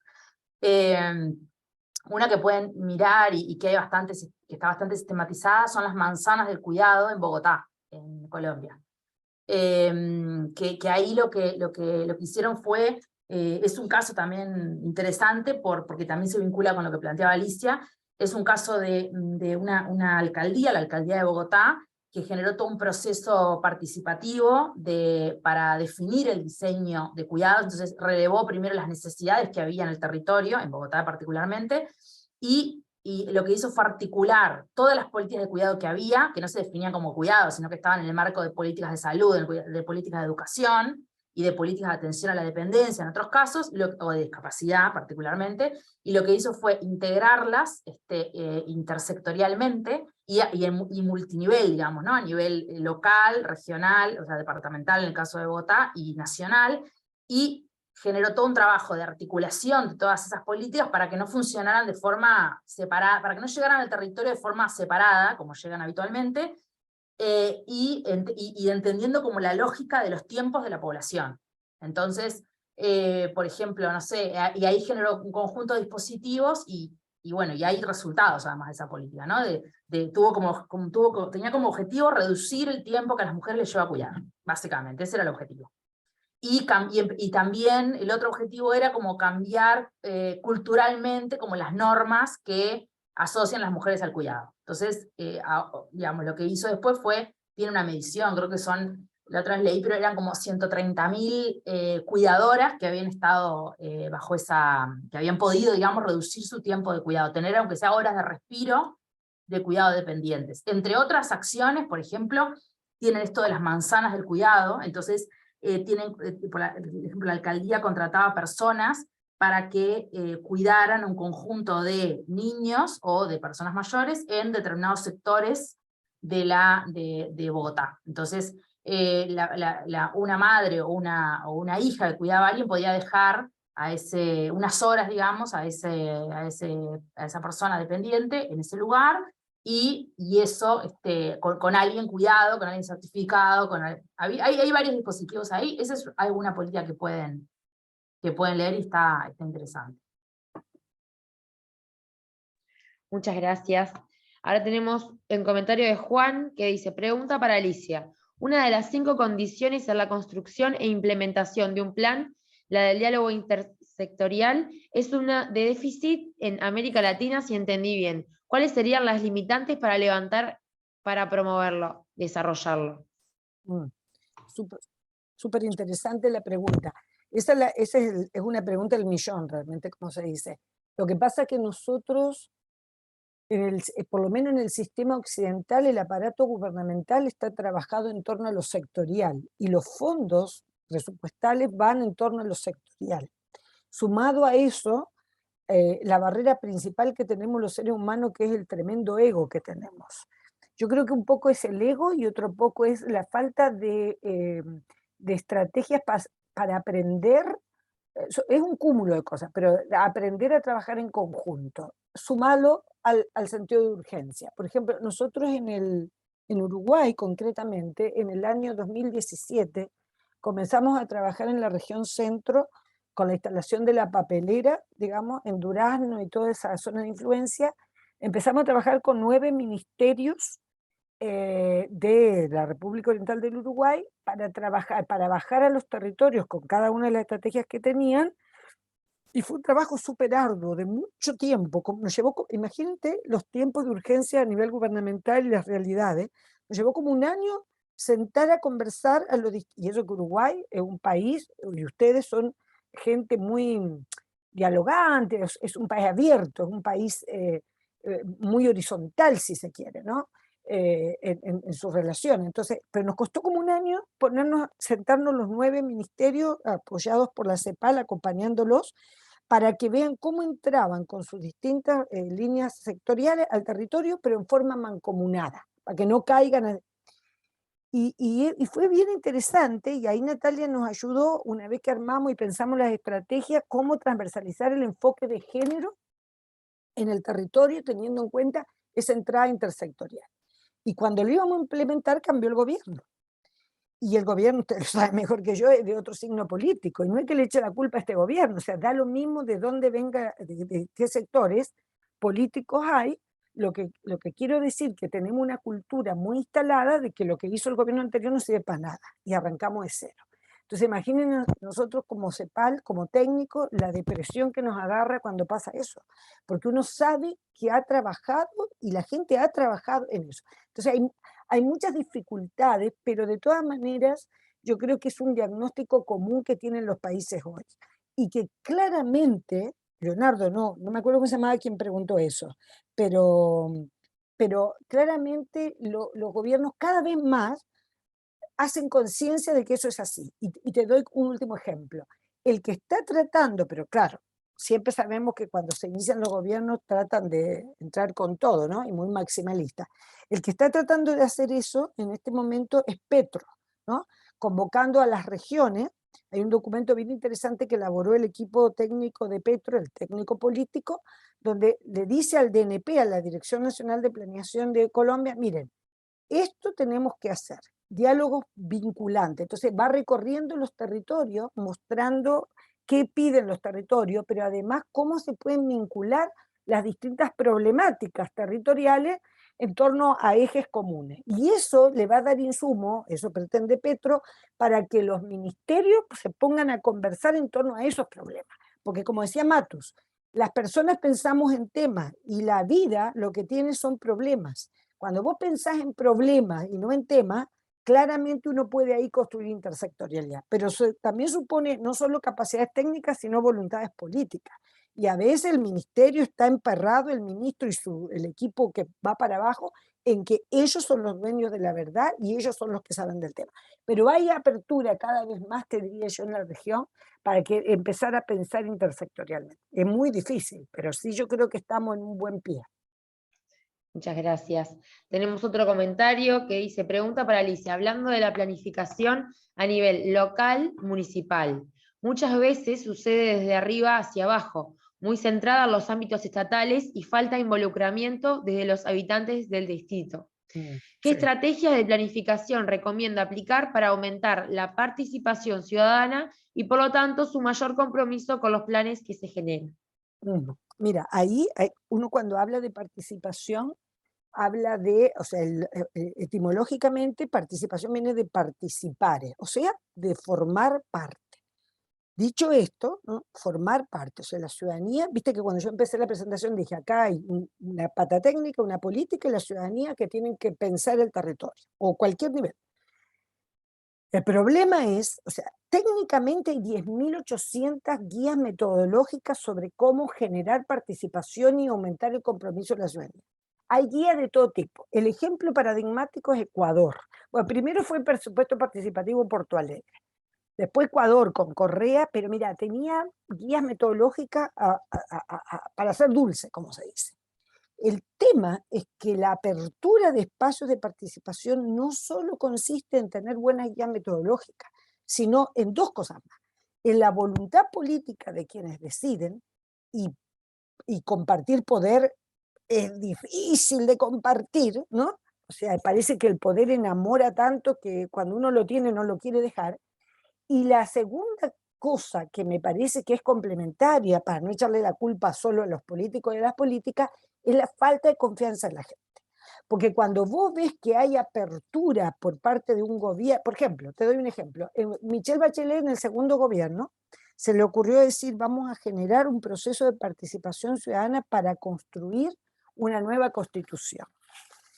Y lo logró, o sea, logró hacer la convocatoria, pero se le mataron de la risa. O sea, la tipa tuvo, la señora presidenta, para hablar como corresponde, tuvo la voluntad política para compartir. El tema es que se le mataba, o sea, había gente que participaba, pero muchísima gente que decía, pero no, esta mujer no tiene que ver, ¿qué le importa a nadie a nada? ¿Por qué?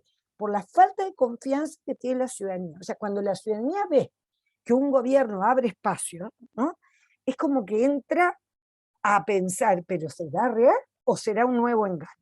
Por ejemplo, acá en Chile, y con esto cierro, tenemos un gobierno, un presidente que tiene 35 años.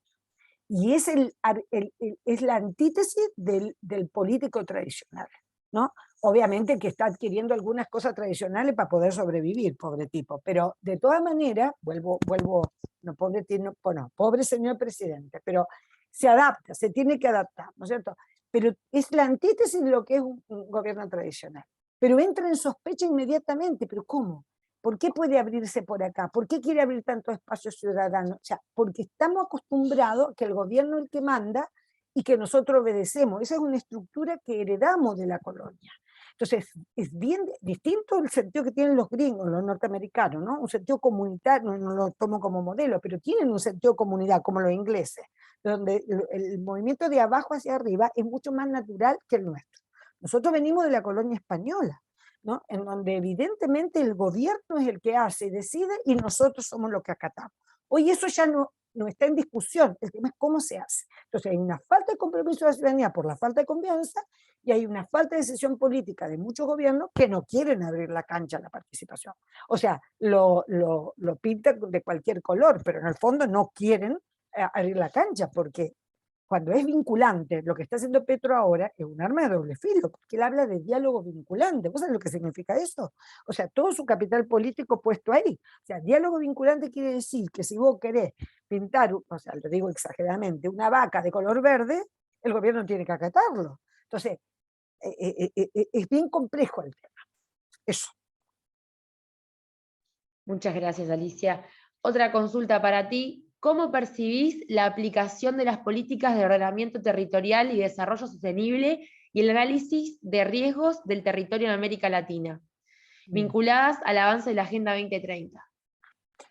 Ustedes en el gobierno del Frente Amplio, en la Dirección de Ordenamiento Territorial, hacía un trabajo, no sé cómo está ahora, no lo conozco, pero magnífico, ¿no? Ahí vi que estaban retomando lo de la región centro, que me alegra también mucho. Está mucho por hacerse. El tema de ordenamiento territorial, recién ahora los países están trabajando a nivel subnacional y local con el ordenamiento territorial más en serio. El problema es las presiones de los poderes fácticos, ¿no? ¿Quién ordena el territorio?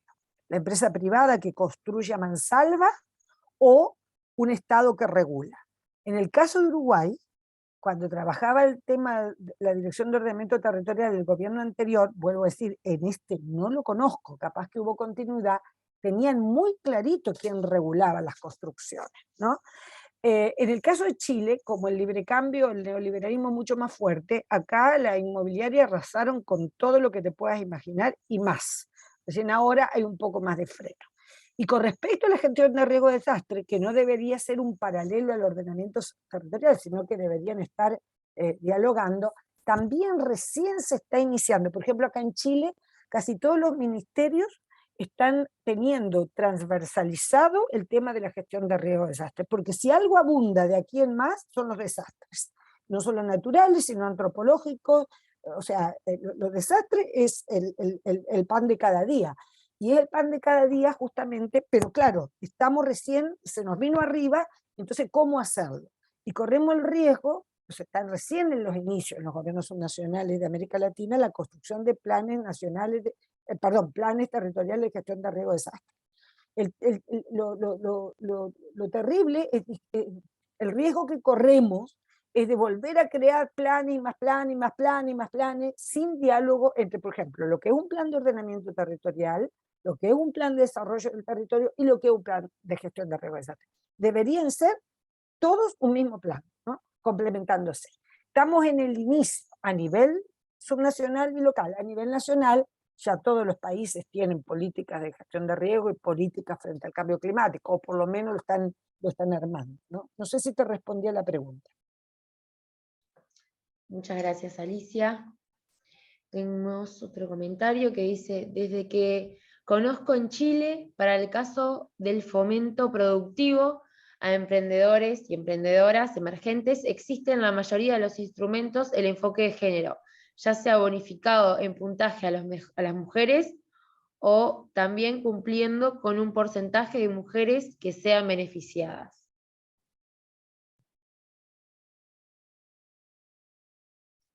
¿Y la pregunta cuál es? No, creo que era un comentario, me es parece. un comentario. Perfecto. Creo que hay otro comentario acá que dice, el objetivo principal de la política pública de cuidado en Bogotá es reducir la sobrecarga de estas labores que recaen principalmente sobre las mujeres. Elena, comparto plenamente, todos los técnicos sufrimos de eso, dentro de lo posible rescatar lo realizado y potenciar. Muchas gracias. Matilde, desde el Ministerio de Vivienda y Ordenamiento Territorial de Uruguay, para comunicar que el programa de región centro se retomó en este gobierno, fue firmado por los ministros y está en presidencia para su aprobación final. Y además se amplió en un nuevo programa para toda la cuenca del Río Negro. Qué buena noticia. Ojalá se retomen los avances que había tenido la OPP, y los documentos, y lo que si quieren, esos documentos los tenemos, y tenemos un documento que hizo Natalia en la oportunidad, para ver cómo transversalizar el género en cada una de las líneas estratégicas que se había pensado, ¿no? Entonces, de pronto, como toda esa gente que trabajaba eran agentes políticos, y no debe haber ninguno en la OPP, seguramente, si quieren el material, yo creo que no habría problema en mandárselo, así que nos pueden escribir. Les voy a poner acá mi correo electrónico también. Muy bien, al privado me mandaron una pregunta que dice, Alicia, ¿cómo ves la incorporación de la metodología de innovación en el diseño y ejecución de las políticas públicas? Lo que pasa es que hoy la política pública cada vez más busca innovación, pero no conozco una metodología específica sobre innovación en la política pública. Hoy se habla mucho del nuevo servicio público y del valor público que se le da a la ciudadanía cuando uno crea la política pública. El valor público entendido como que el valor público no lo da el que otorga el bien y el servicio, sino que la ciudadanía lo valora como algo positivo en cambios de su vida. Ahora, no conozco una metodología así específica sobre innovación, pero evidentemente ya no se puede seguir haciendo la misma política pública que se hacía antes, ¿no? O sea, esta idea de que, mira, yo pienso en una política, ahora que se sigue haciendo, pero hay mucha gente que está trabajando en forma absolutamente innovadora. Por ejemplo, la política energética en Chile, con un proceso de participación ciudadana muy fuerte. Me estoy acordando de dos casos de Chile muy emblemáticos, tal vez ustedes de Uruguay también tengan muchos, pero por ejemplo en Chile la política energética durante el último gobierno de Michelle Bachelet se creó una política energética que se armó a partir de consulta ciudadana, una cosa inédita en Chile, un país súper unitario y súper centralista. Tiene sus bemoles, como siempre. Y hay otra política que a mí me encanta, que tiene la particularidad, es un programa, no es una, o sea, es un programa que se llama Quiero mi barrio, que es un programa que sobrevivió increíblemente, tiene como 15 años el programa. Empezó con el primer gobierno de Michel, después con el de Piñera, después de nuevo continuó con el de Michel, siguió con el Piñera y está con el gobierno de Boris. Es un programa que se llama Quiero mi barrio, que es un programa en donde la gente piensa su barrio y construye su barrio a partir, por supuesto, de financiamiento de distintos ministerios, pero ahí hay una mirada intersectorial, una mirada de la participación de la ciudadanía en los asuntos públicos, diciendo, mire, así quiero mi barrio, siempre dentro de las posibilidades. Hay algunas iniciativas, estoy segura, no me estoy acordando en este momento, en Colombia hay muchísimo trabajo de digamos, políticas públicas absolutamente innovadoras. Y en Chile también la Corfo, ahora, a través de su nueva dirección, está trabajando, pero recién está iniciándose en todo lo que es economía circular, la economía plateada. ¿Ustedes saben lo que es la economía plateada? Yo me enteré el otro día. Es la economía en función de los adultos mayores, ¿no? El trabajo con los adultos mayores. Entonces sí, indudablemente tenemos un mundo por desarrollar y la innovación debería ser, ¿no? Debería darse, pero no conozco metodologías así específicas. Tenemos un comentario, muchas gracias Alicia, que dice, muchas gracias a las expositoras, una apreciación. Alicia comentaba el enfoque de las capacidades de Amartya Sen y Amartya Nussbaum, que se concretó la idea de que el desarrollo es el proceso para ampliar las capacidades de las personas para tener la vida que ellas quieren. Sin embargo, esto ha sido criticado porque no considera los límites naturales y ecológicos. Esto ha llevado a propuestas como la economía del donut rosquilla, que plantea un límite mínimo de satisfacción de necesidades o capacidades de las personas, suelo social, por debajo del cual no sería ético que hayan personas que no lleguen a ese mínimo. Y por otro lado, plantea un techo ecológico dado... Ay, perdón, que se me fue. No, pero ahí lo estoy leyendo, no te preocupes. Buenísimo.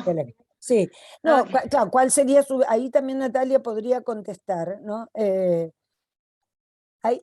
creo que uno de los grandes dilemas que tenemos en esta etapa de vida es esto que decís, bueno, el tema de las capacidades fue bastante mal leído a mi juicio, cuando Amartya Sen salió con esa definición de que las capacidades eran la posibilidad o la capacidad de libertad que tenía, la libertad que tenían los sujetos de elegir la vida que querían vivir. Imagínate en el marco de América Latina y el Caribe, o sea, es para pegarse un tiro, porque decir, escúchame, ¿qué libertad, qué capacidad de libertad tenemos para elegir la vida? Que hay gente que no puede comer. Pero después eso se retomó, lo retoma él, esa definición la toma en un texto que se llama Desarrollo en Libertad, pero después la avanza muchísimo y en el fondo en muchos de los otros textos que publica dice, bueno, yo estoy hablando de un techo, de un piso mínimo que es evidentemente tener necesidades básicas satisfechas para después empezar a pensar en las libertades que quiero tener, ¿no es cierto? Entonces, yo creo que Amartya Sen, eso nos pasa cuando de pronto es normal, ¿no? Que leemos un texto de un autor, se hace propaganda, los detractores lo golpean, después él ha derivado, ¿no? Y ha hecho, yo creo que ha dado una respuesta a eso. Pero dicho eso, lo otro que quiero decir es que el gran dilema nuestro es cómo desarrollar, entre comillas, no crecer. Pero claro, no se puede desarrollar si uno no crece. Entonces, primera fórmula, ¿cómo hago para crecer sin destruir el medio ambiente? ¿Cómo hago para crecer desarrollando y distribuyendo? Y ahí es una fórmula que nadie tiene la respuesta precisa. Por ejemplo, la cantidad de explotaciones mineras de litio que tenemos hoy en América Latina, en Argentina concretamente, que vamos a ir a trabajar. Entonces el otro día hablaba yo con un amigo que me decía que en Jujuy, ¿no es cierto?, de las 34 comunidades indígenas, el gobierno les dijo, ¿quieren o no quieren la explotación del litio? Consultándolos a partir del convenio 169. Entonces, una dijo, sí, queremos explotación del litio, y 33 no. Entonces uno dice, claro, ¿cómo hago para que la gente tenga que comer, pero además yo no reviente este territorio que dentro de 40 años no le queda más nada? Ese es un dilema que te diría que más filosófico, más que filosófico, es filosófico también, pero un dilema terrible que tienen los gobiernos actualmente. O por ejemplo, cuando decimos, no, tenemos que pensar en el consumo responsable. Y uno dice, la CEPAL misma plantea el consumo responsable. Y yo me pregunto cuando escuchamos el consumo responsable, hay gente que ni siquiera empezó a consumir. O sea, ¿de qué consumo responsable me estás hablando? Entonces, la verdad que no tengo respuesta frente a eso. Yo creo que es un dilema muy grande. Somos una sobrepoblación, somos un montón, somos cada vez más personas. No sé, o sea, claro, no sé qué puede pasar en unos años más, pero no me atrevo a decirlo, yo creo que nadie lo sabe. Pero somos una sobrepoblación mundial con una pésima redistribución del ingreso, o sea, porque comida para todo el mundo hay. El tema es cómo se redistribuye. Entonces, es de verdad un dilema que yo no te podría responder. Yo creo que es la gran incerteza, angustia que tenemos todas las personas que de alguna manera queremos vivir mejor, ¿no? O sea, creo que todos queremos vivir mejor. No tengo respuesta, la verdad. Esteban comparte un comentario y dice, la política pública, desde su opinión, debe surgir en un modelo de abajo hacia arriba, o debe partir desde el gobierno hacia la población. Las dos cosas. Yo creo que hoy es una combinación perfecta entre bajo, arriba, arriba, abajo. O sea, un gobierno que piense con un tiempo prudente, una política pública que recoja elementos desde abajo, sin tener la panacea de que lo que la ciudadanía dice hay que hacerlo todo. O sea, yo no estoy convencida de eso. Y doy un ejemplo concreto. Hace unos cuantos años atrás estábamos trabajando en una estrategia regional de desarrollo en una zona extrema del sur de Chile, ¿no? La región de Aysén, una región bellísima. Y entonces hicimos así, de abajo hacia arriba, fuimos levantando necesidades fundamentales que la población tenía en la región, una región muy amplia y con poca población y de un clima muy frío, muy extremo. Entonces, en una población de 450 personas, escuchen bien lo que les digo, la pregunta era, bueno, ¿qué necesitan ustedes? Y la gente, tal vez la pregunta no estaba bien hecha, pero en el fondo, ¿qué necesidades tienen ustedes? Entonces, una de las cosas que dijeron inmediatamente, un hospital. Entonces, si ustedes se ponen a pensar, esta es una consulta no vinculante, ¿no? Pero si ustedes se ponen a pensar, es imposible, es increíble, no se puede armar un hospital de alta complejidad además para 450 personas. O sea, lo lógico es la construcción de un hospital en un lugar relativamente próximo, 300 kilómetros, una locura, pero era lo más próximo que había, y entonces en vez de tener un hospital ahí, una avioneta de emergencia, dos aviones ambulancia, un helicóptero ambulancia para de alguna manera, o sea, una posta básica de salud, pero para la complejidad, trasladarlos en helicóptero, porque 450 personas no da para construir un hospital.